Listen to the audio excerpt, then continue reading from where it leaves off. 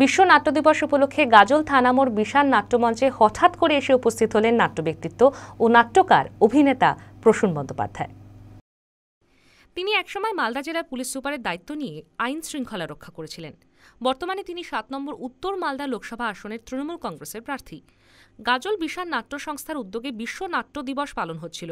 হঠাৎ করেই গাজল বিশাল নাট্য সংস্থাতে উপস্থিত হন তিনি। বিশ্ব নাট্য দিবসকে সামনে রেখে নাটক নিয়ে অনেক আলোচনা করেন নাট্যকর্মীদের সাথে এবং নাট্য পরিচালক তাপস বন্দ্যোপাধ্যায়ের সাথে।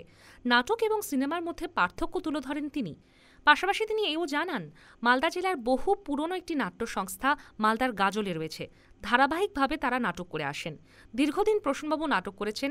আজ বিশ্ব নাট্য দিবস উপলক্ষে বিশাল নাট্য সংস্থার সদস্যদের সাথে দীর্ঘক্ষণ সময় কাটান প্রসূনবাবু।